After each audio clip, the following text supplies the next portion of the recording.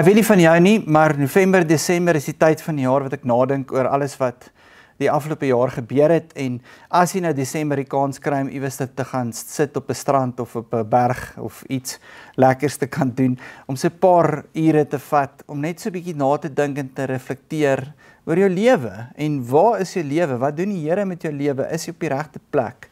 En ek wil vir jou vra of jy nie, terwyl jy daai refleksie doen, so 'n bietjie die vergelykenis van die verlore seun tot jou voordeel wil gebruik nie. In Lukas 15 kan jy dit gaan lees, ek ken dit goed. Wat so mooi is van daai verhaal van die verlore seun gelykenis, is daar's twee elemente daarin wat jou help hierdie tyd van die jaar. Die eerste element is die feit dat hy, daar waar hy in daai ver land sit, nadink en reflekteer oor die besluite wat hy geneem het, en tot die besef kom dat nie al die besluite wat hy geneem het, was goeie besluite nie. En dalk is dit waar van jou hierdie jaar. Dalk moet jy 'n bietjie stil word, terugdink en kyk, watter besluite was hierdie jaar goed en watter besluite was hierdie jaar nie goed nie. Het ek iewers in die jaar 'n bietjie verder weg beweeg van die plan af wat ek gehad het of van die mens wees wie ek is? Is ek naby of verder aan my identiteit, aan wie die Here my gemaak het? Is ek nader of verder aan dit wat ek beleef die Here my voor wil gebruik in my lewe?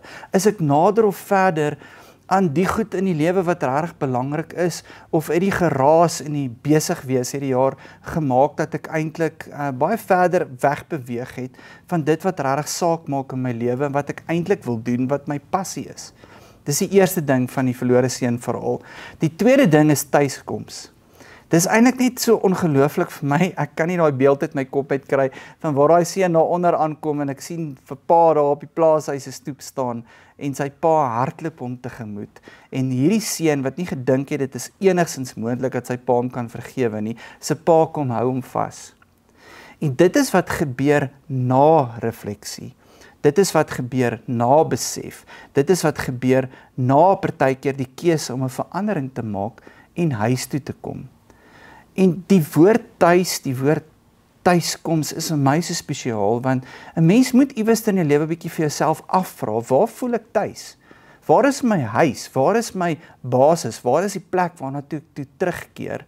As ek na 'n besige jaar besef, daar's goed wat ek moes doen en nie moes doen nie, en so waar kom jy huis toe?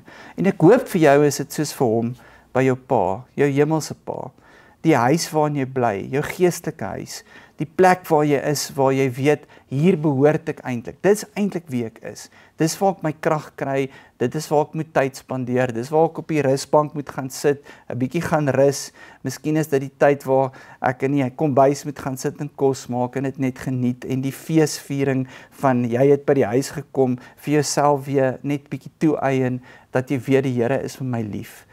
En dalk is dit wat jy nou in hierdie tyd van die jaar nodig het, en ek hoop die verlore seun se verhaal help jou met hierdie twee goed, refleksie en tuiskoms, want dis wat ons waarskynlik almal hierdie tyd van die jaar nodig het.